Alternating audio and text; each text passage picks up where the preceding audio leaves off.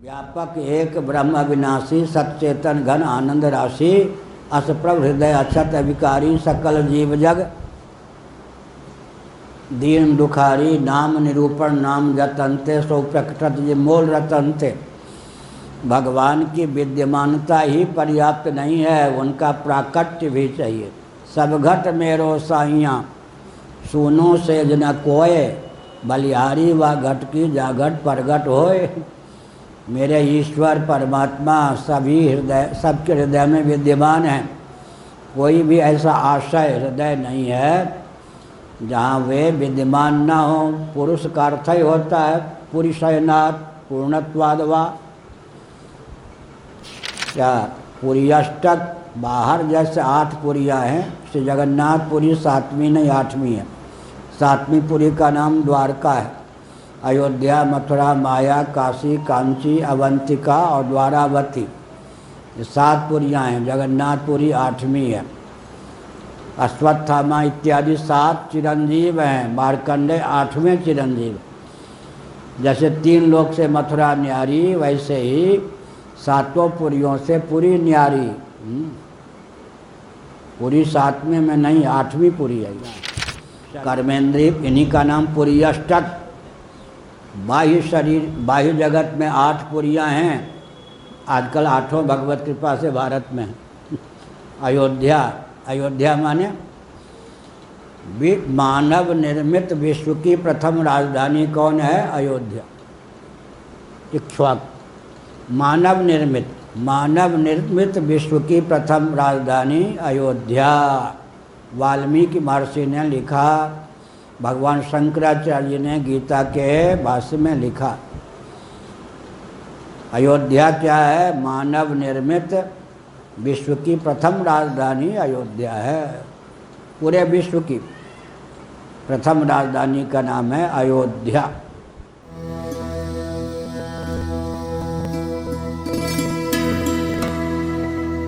हृदय भवन प्रभु तोरा, यहाँ आए बसे बहुत चोरा। मान ही नहीं मोर निहोरा, अतिशय करें बड़जोरा। तुलसीदास जी ने विनय पत्रिका में लिखा। जहाँ डीजी हो उसी के कमरे में आसपास भी चोर डाकू सब पड़े हों तो आश्चर्य होगा या नहीं? हृदय में भगवान रहते हैं, वहीं काम रहता है, वहीं क्रोध रहता है। तो मन के कारण, अंतःकरण के कारण ही तो भगवान की अभिव्यक्ति होती है। तो अंतःकरण में ही काम है, क्रोध है, लोभ है, शोक है, मोह है। भगवान के द्वारा उद्भासित हो जाते हैं। मन भी, मनोनिष्ठ कामादि भी भगवान उनके विरोधी नहीं होते। गाये न पाप पूर्ण गुण दोषु उत्सम है, निर्दोषम ही समम ब्रह्म। क्या अर्थ हुआ? भगवान की विद्यमानता से सामान्य काम सधेगा, विशेष काम नहीं सधेगा। लेकिन भगवान को प्रकट कर लेने पर फिर क्या होगा? काम आदि समाप्त हो जाएंगे। व्यापक एक ब्रह्म अविनाशी सच्चेतन घन आनंद राशि असप्रभ हृदय अक्षत विकारी सकल जीव जग दीन दुखारी नाम निरूपण नाम जतनते सो प्रकटत ये मोल रतनते।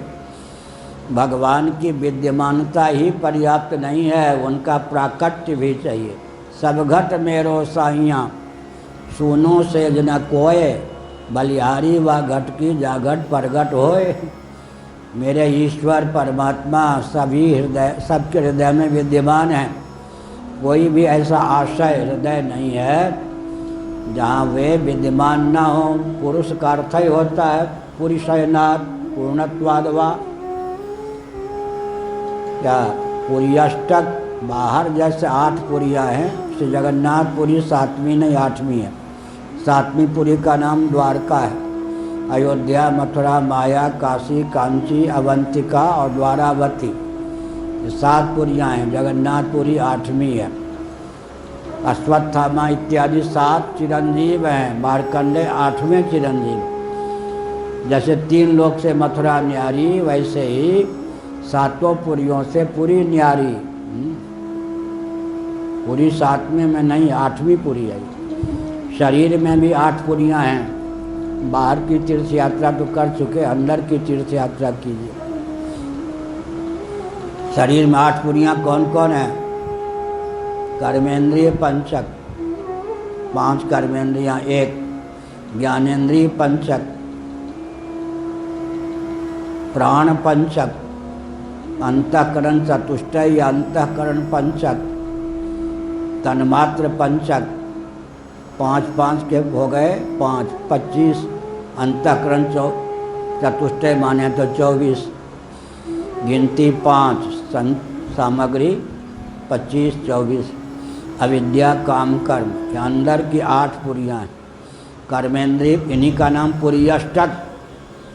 बाह्य शरीर, बाह्य जगत में 8 पुरियाँ हैं। आजकल 8 भगवत कृपा से भारत में अयोध्या, अयोध्या माने मानव निर्मित विश्व की प्रथम राजधानी कौन है? अयोध्या। इक्ष्वाकु, मानव निर्मित विश्व की प्रथम राजधानी अयोध्या। वाल्मीकि महर्षि ने लिखा, भगवान शंकराचार्य ने गीता के भाष्य में लिखा। अयोध्या क्या है? मानव निर्मित विश्व की प्रथम राजधानी अयोध्या है। पूरे विश्व की प्रथम राजधानी का नाम है अयोध्या। मथुरा भी अभी भारत में है, भगवत कृपा से। नेताओं की इतनी कृपा बनी हुई है, कब क्या कर दें भरोसा नहीं इन पर। अयोध्या, मथुरा, माया, हरिद्वार, मायापुरी, काशी है ही भारत में, कांची दक्षिण भारत में है ही, अवंतिका उज्जैनी भारत में है, भगवत कृपा से महाकाल विराजमान है, द्वारावती, 7 पुरियाँ भारत में, 8वीं पुरी जगन्नाथपुरी भी भारत में है।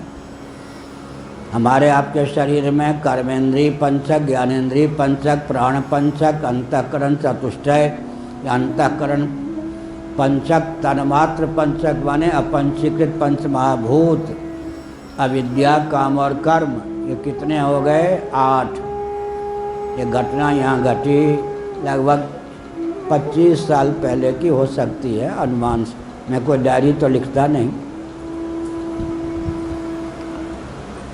पुरी में कोई गुजरात परंपरा के लेकिन गुप्तचर विभाग के सबसे बड़े अधिकारी किसी काम से भुवनेश्वर आए, कुछ आस्तिक तो रहे होंगे, पुरी में श्री जगन्नाथ जी का दर्शन करने चले आए। उनकी नियुक्ति जम्मू कश्मीर में थी, कोई मेरे परिचित नहीं थे। लौटकर जब जम्मू कश्मीर पहुँचे तो वृद्धा माता ने कहा, बेटा कहाँ तू गया था, ये तो बता। बेटे ने कहा, माँ इस बार उड़ीसा की राजधानी भुवनेश्वर का कार्य था, कुछ पास में पुरी भी है, वहाँ चला गया, श्री जगन्नाथ जी का दर्शन करके आया। उनकी माँ भी मुझे नहीं जानती थी। उसने कहा, बेटा तुमने शंकराचार्य का दर्शन किया या नहीं? देखिए, गुजरात परंपरा की ब्राह्मण घर की मातृशक्ति थी। नहीं, मैं तो पता भी नहीं था कि शंकराचार्यपुरी में होते हैं, कोई हैं। तेरी यात्रा बेटा सफल नहीं हुई, पूरी नहीं हुई। पहले जब भगवान जगन्नाथ को भोग लग करके शंकराचार्य मठ के लिए निकाला जाता था, तब उसका नाम महाप्रसाद होता था। अब तो जो कुछ है वो है। तेरी यात्रा पूर्ण नहीं हुई, अब तू संपर्क कर अपने विभाग से। जब पुरी के शंकराचार्य पुरी में हों तब एक बार मुझे ले चल, लेकिन मैं कोई प्रश्न करूंगी उनसे। और ऐसा कार्यक्रम बना तू अपने सरकारी हिसाब से। तो यहाँ के कैलाश रथ ब्यूरो विभाग के केंद्र के एसपी स्तर के गुप्तचर विभाग के थे। उनके पास फ़ोन आया कि शंकराचार्य कब होंगे। हमने बताया। फिर आया कि मेरी माँ कोई प्रश्न करेगी जम्मू कश्मीर से आकर। मैंने कहा अगर उत्तर में जानता होऊंगा तो उत्तर दे दूंगा, नहीं जानता होऊंगा तो नहीं दूंगा झूठ नहीं बोलूँगा। ठीक है, वो माँ आई, उनके पुत्र रत्न उनको लेके आए। हमसे पूछा, महाराज मैंने बचपन में सन्यासी संतों का गुजरात में खूब सत्संग किया, उनके मुख से सुना कभी कि शरीर में भी 8 पुरियाँ हैं, बाहर की 8 पुरियों का तो हमने दर्शन कर लिया, अब आप अंदर के 8 पुरियों का दर्शन कराओ। हमने कहा मेरे लिए वो कोई कठिन प्रश्न नहीं है 50 वर्ष पहले से इसका उत्तर मालूम है, सुन लो। कर्मेंद्रीय पंचक ये पुरी है, 8 पुरियों में एक पुरी। ज्ञानेंद्रीय पंचक, प्राण पंचक, अंतःकरण चतुष्टय, अंतःकरण पंचक। और इस तांबे के पात्र को जहाँ जहाँ ले जाएंगे वहाँ वहाँ ताम्र धातु का गमन होगा या नहीं? तो कर्मेंद्रीय पंचक, ज्ञानेंद्रीय पंचक, प्राण पंचक, अंतःकरण चतुष्टय, अंतःकरण पंचक पैंगलोपनिषद के अनुसार भौतिक हैं, अपंचीकृत पंचमहाभूत के कार्य हैं, अतः इनका उपादान तन्मात्र पंचक। कितने हो गए? अंत में अविद्या, काम और कर्म।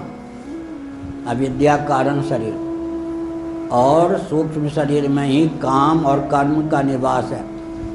कामना कहाँ रहती है, मनोरथ कहाँ रहता है? एतत् सर्वं मन एव इंद्रियाणि मनोबुद्धिरस्याधिष्ठान मुच्यते प्रजहाति यदा कामान सर्वान् पार्थ मनोगतान। काम कहाँ रहता है? अंतःकरण में रहता है, बुद्धि में रहता है, मन में रहता है, उतर के इंद्रियों में आ जाता है, इंद्रियों के द्वार से शरीर को प्रभावित करता है, शरीर के द्वार से बाह्य जगत को प्रभावित करता है।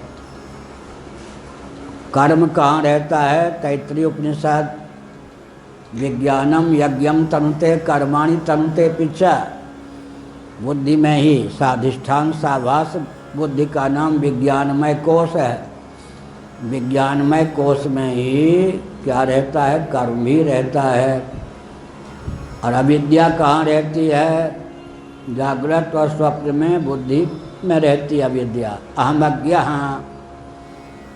अहम अज्ञा है या नहीं? अहम के आश्रित हो गई अविद्या, कारण भी कार्य के आश्रित होता है। इस पर बहुत अभी भाष्य के संदर्भ में भाव व्यक्त किया जा रहा है। पृथ्वी में जल का निवास है, ऐसे ही अहम अज्ञा, अज्ञान यद्यपि अहम का उपादान कारण है, लेकिन जागृत और स्वप्न में अहमर्थ के अधीन रहता है। इसीलिए पंचदशी कारण ने क्या कहा?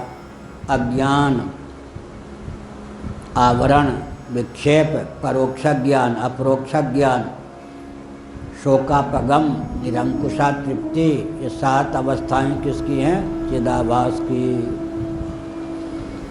तो सूक्ष्म और कारण शरीर का नाम हो गया क्या? पूरी अष्टक। गाढ़ी नींद में अहम का विलय हो जाता है अविद्या में। अहमिचा प्रसुप्ते, श्रीमद्भागवत 11 स्कंध।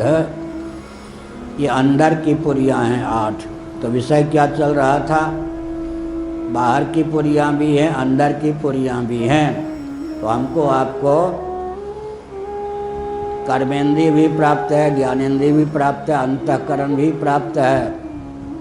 और जहाँ अंतःकरण रहता है वहीं पर काम भी रहता है, क्रोध भी रहता है, लोभ भी रहता है, मोह भी रहता है, शोक भी रहता है। वहीं भूख रहती है, वहीं प्यास भी रहती है, वहीं भगवान भी रहते हैं, कोई विरोध नहीं। क्या हिरण्यकशिपु ने क्या कहा श्रीमद्भागवत में? निर्गुण परमात्मा है ऐसा मैंने सुना है, बहुत अच्छा है वो। ये विष्णु से बड़ा खतरा है, नारायण बड़ा खतरा है। क्यों खतरा है? ये तो हम अराजक तत्वों को बांट देता। हम निर्गुण के पक्षधर हैं नारायण हमारे लिए बड़ा खतरनाक है। गाय न पाप पुण्य गुण दोषु क्या, यहाँ चोर आवे तो चोर को भी बिजली प्रकाशित कर दे, और साधु आवे तो कर दे क्या। तो विरोध किसका है? विरोध तब होगा जब भगवान प्रकट होंगे। भगवान की विद्यमानता से ही काम नहीं चलेगा, भगवान को प्रकट कीजिए। जैसे सूर्य की विद्यमानता तो है, लेकिन सूर्य आरसी शीशा या सूर्यकांत मणि के माध्यम से जब तक अग्नि के रूप में प्रकट ना हो तब तक रुई को जलाने में, ईंधन को जलाने में समर्थ नहीं। इस प्रकार से